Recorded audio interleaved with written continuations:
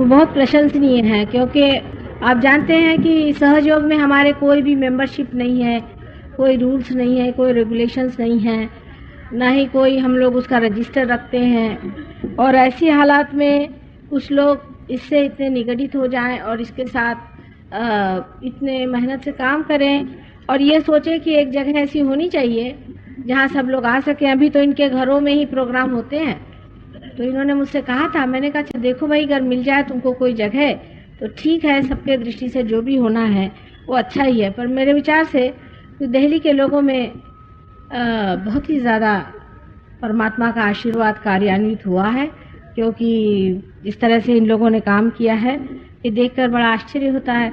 और जगह तो बहुत कोशिश करने पर भी कुछ नहीं हो पाया है।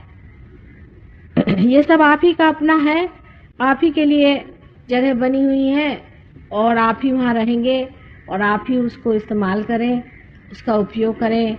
लेकिन ये ज़रूरी है कि एक उसका न्यूक्लियस होना चाहिए, एक जगह होनी चाहिए जहाँ गणेश जी की स्थापना होनी चाहिए। इस तरह की एक जगह होना ज़रूरी होती है, क्योंकि हर जगह के अपने अपने वाइब्रेशंस होते हैं। कोई जगह ऐसी बना दी जाए जहाँ के वाइब्रेशंस ऐसे हो कि आदमी जा करके शांतिपूर्वक वहाँ ध्यान करे और उससे लाभ उठाए, तो अच्छा होगा। लेकिन मुझे कुछ इसमें ज़्यादा समझता नहीं है पैसे ऐसे के मामले में, इसलिए जो भी आप लोगों को इसमें कोई त्रुटि उटी दिखाई दे तो आप मुझे बता सकते हैं। अगर कोई गलती हो जाए, कोई गड़बड़ हो जाए, हालांकि आपको आश्चर्य होगा कि सहयोग को प्राप्त हुए लोग जो हैं वो इस कदर ईमानदार हैं, इतने ज़्यादा ईमानदार हैं कि समझ में नहीं आता है कि इनकी ईमानदारी की कोई तुलना किसी से कर सकते हैं या नहीं।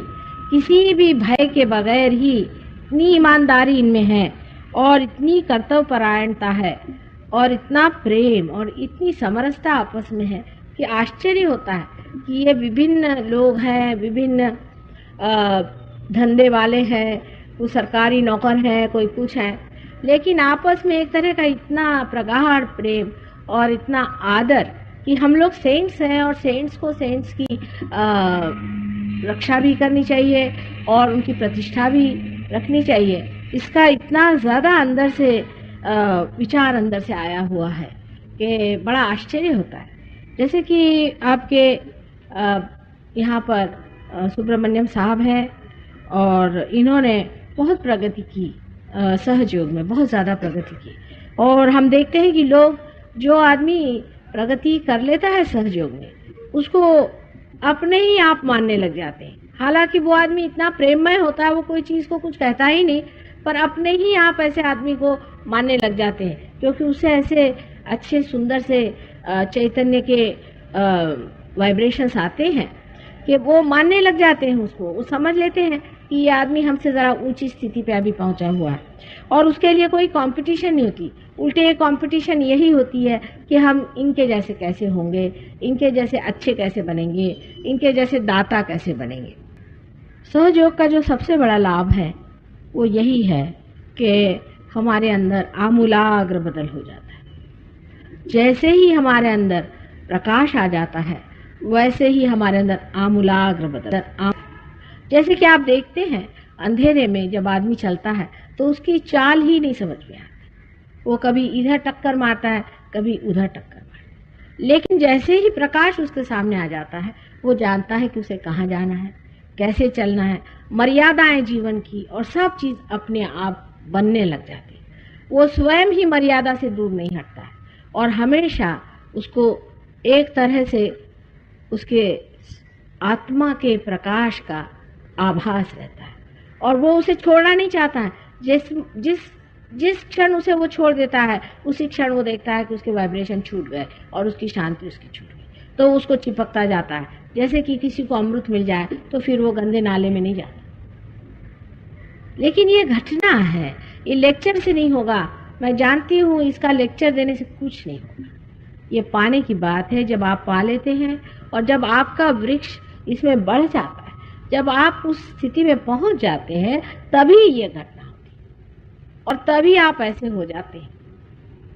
और इसका अनुभव आप लोगों को भी हुआ है। आप में से बहुतों को ये आप लोग पार हो चुके हैं और बहुतों को मिला हुआ है। और इसमें आपको भाषा भी जानना जरूरी है। अभी एक साहब ने मुझे फ्रेंच भाषा में चिट्ठी लिखी थी। मुझे तो फ्रेंच भाषा पढ़नी नहीं आती, मतलब पढ़ तो लेती हूँ पर समझ नहीं आती। सिर्फ वाइब्रेशन से मैं समझ गई कि इन्होंने कितना प्रेम उसमें भरा है। ये तो सिर्फ प्याले हैं, प्याले हैं शब्द, लेकिन उसके अंदर का जो सुगंध है, उसके अंदर की उस रस है जो अमृत है, उसकी तृप्ति से ही जो आनंद है वो कहीं अधिक ज़्यादा है, जो कि सिर्फ प्याले देखने से होता है। अगर समझ लीजिए बड़े अच्छे प्याले बने हो, बड़े खूबसूरत प्याले बने हो, और उसके अंदर गंदी सी कोई चीज़ भरी हुई है, आप पीते ही साथ उसे थूक देंगे, वो प्याले से आपको कोई मतलब नहीं। और प्याले कैसे भी रहे, लेकिन अंदर अगर वो अमृत हो तो आदमी उसे पीते ही साथ उस अमृत पान से जो वो तृप्ति पाता है वो उन प्यालों से नहीं। कल मैंने आपको कुंडलिनी के बारे में बताया था और उससे आगे मैं आपसे बताना चाहती हूँ। हालांकि अब एक बड़ी अच्छी नई किताब निकल आई है, आप लोग कृपया वो भी ले लें, और उसमें काफ़ी बारीकी से चीज़ें दी गई हैं। पर ये भी सब शब्द ही शब्द हैं, ये समझ लेना चाहिए। अनुभूति के सिवाय, इसमें कह रहे बैठे सिवाय, सिर्फ ये दिमागी जमा खर्च करने से कुछ नहीं होने वाला। जब आपके अंदर अवेकनिंग होने लगती है तब अपने आप चेंजेस आने लग जाते हैं। जैसे कि मैंने आपसे कहा कि जैसे आपके अंदर नाभि चक्र की जागृति हो, तो पहली चीज ये हो जाती है कि आदमी में तृप्ति का स्वभाव आ जाता है, उसकी प्रायोरिटीज बदलती जाती है। एक साहब मुझे बता रहे थे कि माँ हमारे घर में तो कोई भी आता तो बैठता भी नहीं, 2 मिनट भाग ही जाता है, पता नहीं क्या हमारे घर में। और जैसे ही वो पार हो गए उनके यहाँ रोजी लोग आने लगे, बड़ा आकर्षण उनमें आ गया।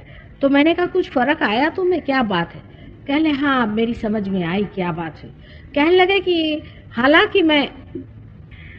हालांकि उन्होंने ये कहा कि जब लोग आते थे तो मैं कोशिश करता था कि उनको खुश करूं, उनको चीज़ें देता था, उनको मैं कहता था अच्छा ये लो, ये खाओगे, बैठो, लेकिन वो लोग पता नहीं कैसे ये समझ लेते थे कि मैं ऊपरी तरह से करा। और मेरी बीवी भी ये काम करती थी कि उनसे कहती थी आप ये खा लीजिए, ये भी ले लीजिए, पर कुछ चीज़ बचा लेती थी। वो लगता था उसको कि सब चीज़ सामने न रख दे, कहीं सब रखे और सब खा गए तो कैसे होगा। और उसके बाद ये हुआ कि मैंने अपनी बीवी को भी देखा और अपने को भी देखा, कोई भी आता है तो हम दिल खोल के भाई आ गए, आओ बैठो, बिल्कुल इनफॉर्मल होके, अच्छा क्या खाओगे, अब ये ले लो वो ले लो, इस तरह से हम सारी चीज़ उनके सामने रखें। और आश्चर्य है कि उनकी बीवी कहने लगी कि पहले मैं इतना बनाती थी, सब लोग इतना खाते थे, उनका मन ही नहीं भरता, और अब मैं थोड़ा सा बनाती हूँ तो लोग कहते हैं आपके हाथ में इतना स्वाद कैसे आ गया, इतना अच्छा बनाया, और उसको खाएंगे और उसके बाद इतने संतोष से जाएंगे। धीरे धीरे वही लोग फिर सहयोग की ओर आने लगे। ये नाभि चक्र की एक विशेषता है कि स्त्री के हाथ में अन्नपूर्णा का वरदान हो जाता है, और जब ये नाभि चक्र पूरी तरह से प्रज्वलित हो जाता है तो हजारों आदमी भी अगर खाने पे रहे, खाना खत्म नहीं होगा, संतोष बहुत हो जाएगा। लेकिन लोग अगर सोचे कि कितना बनाया तो ज्यादा बनाया नहीं है, लेकिन उसमें संतोष आ जाता है, आपके हाथ से संतोष के वाइब्रेशंस उसमें चले जाते हैं और आदमी उसे खुशी से खाने लगता है। नाभि चक्र से प्रेम बहुत उमड़ता है मनुष्य के अंदर, बहुत ही प्रेम उमड़ता है। उसको समझ में नहीं आता है कि मैं इनको कैसे क्या दूं, किस तरह से मैं इनको अपना प्रेम दूं। हम लोग तो कभी सोचते भी नहीं है, प्यार हमारे अंदर आता भी नहीं है, और आया तो भी हम अपना छिपा लेते हैं प्यार, कि कहीं ये ना सोच ले कि हम कुछ चीज चाह रहे हैं कि कुछ नहीं। नाभि चक्र की खुलती आदमी में इतना प्रेम उमड़ आता है कि उसको लगता है कि मैं ये दूं कि वो दूं, और एकदम खुल जाता है, एकदम खुल जाता है। उसको लगता है कि भाई आए हैं तो इनको किस तरह से खुश किया जाए, क्या दिए, किस तरह से आराम दें, किस तरह से ही करें। वो आर्टिफिशियल नहीं होता है। हमेशा मानव कितना भी खुद आर्टिफिशियल हो जाए, दूसरे की भी आर्टिफिशियलिटी जानता है। ये आदमी कितना ऊपरी तरह से कह रहा है और कितना अंदर से कह रहा है, ये मनुष्य तभी पहचान लेता है। अपने देहातों में जरूर ऐसे लोग होते हैं कि वो खुश हो जाते हैं, उनके पास जाओ, और अगर उनको बहुत खुश करना हो, पहले ऐसे लोग होते थे, आजकल तो ऐसे लोग रहे नहीं, कि हम अपने फादर के जानते हैं कि घर वो बहुत किसी दिन नाराज हो जाए तो उनसे जाके आप कहिए कि आज हमें आइसक्रीम खाना है, तो बहुत खुश हो जाएंगे। उनसे ऐसी कोई बात कह दीजिए, उससे वो खुश हो जाते थे। इस तरह की पहले लोग होते थे, और उस प्यार को और उसको देने में और खिलाने में और लोगों को आनंद देने में उनको बड़ा आनंद आता था। वही चीज अपने अंदर इतनी ज्यादा आ जाती है, यानी मेरी तो समझ में नहीं आता कि लोगों से कहूँ तो क्या कहूँ कि अब बहुत हो गया, अब आपस के लिए न करो। देहात में गए तो इन लोगों के लिए न जाने उन्होंने क्या क्या करके रखा, जितना भी कर सकते थे इनके लिए वहां करते।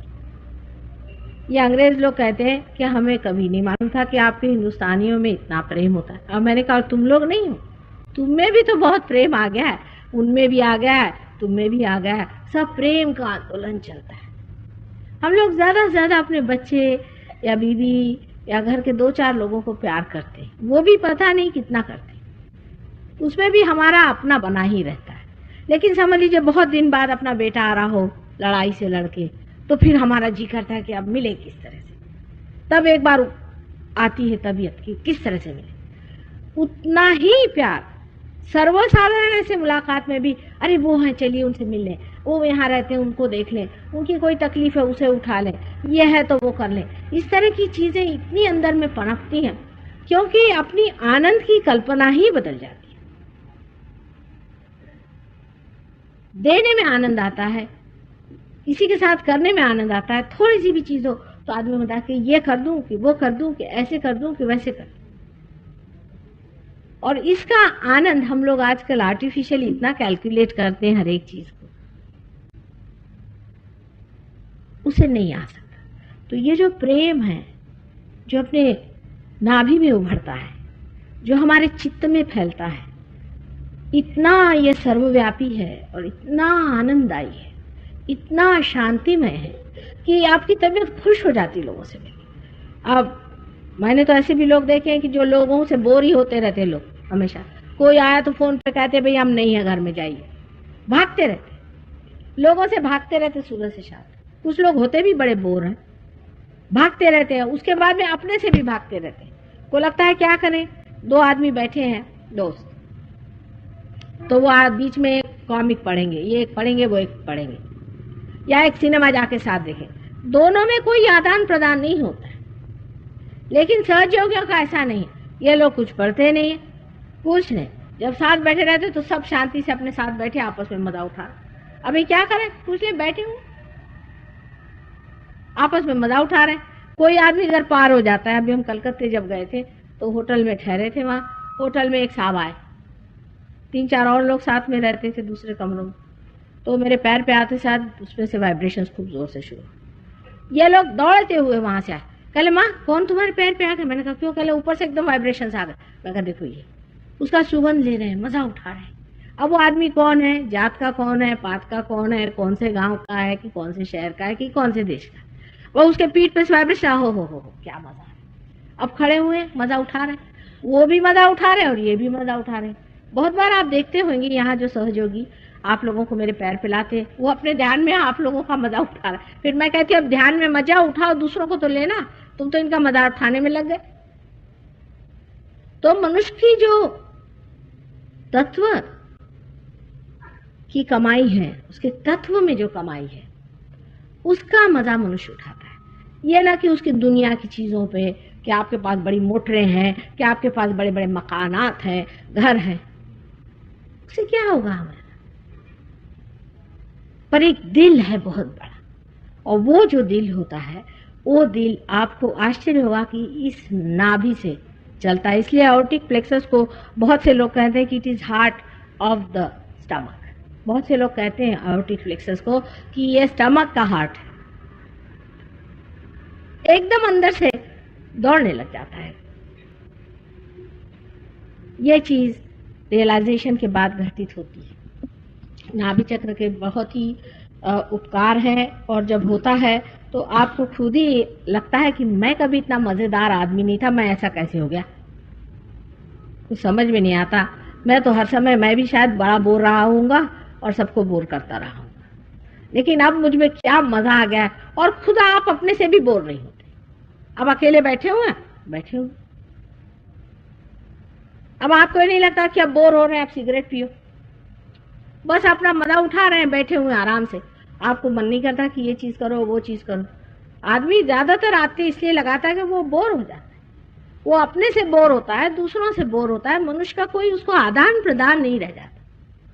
अगर किसी को घर पे बुलाए तो खाना जरूरी होना चाहिए, कोई जरूरत नहीं, बस संगत करो, बैठो मजे में, अपना प्रेम खाओ, प्रेम जियो। जो पहले आपको खाने पीने में, आपस के फालतू की चीजों में जो मजा आता था, उसे कहीं गुना अधिक सिर्फ बातचीत में।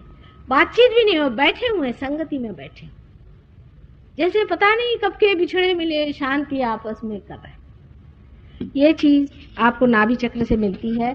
स्वाधिष्ठान चक्र से आपको क्रिएटिविटी मिलती है। जब स्वाधिष्ठान चक्र जागृत हो जाता है तो आपके अंदर क्रिएटिव आप हो जाते हैं। यानी ये कि यही जो पेड़ है इसे आप देख रहे हैं, इसको आज देख रहे हैं, आप सालों से देख रहे हैं, आपको इसमें कोई खूबसूरती नहीं दिखाई दी, लेकिन पार होने के बाद आपको देखते ही साथ आपको लगता है कि इसमें कितने कलर्स आ गए हैं, इसमें कितना आकार आ गया है। ऐसी ऐसी चीजों में आपको खूबसूरती दिखाई देती है। इसका उदाहरण ज़ेन सिस्टम जो है, वो लोग भी ज़ेन भी सहयोगी थे, और विधि तामा साहब, और उन्होंने ज़ेन नाम की जो संस्था चलाई हुई थी, उसमें सिर्फ 26 रियलाइज सोल थे। यही एक दोष है अगर ज़ेन का है तो, कि उसमें ज़्यादा लोग रियलाइज नहीं हुए क्योंकि टाइम नहीं था। लेकिन आप उनको पढ़ें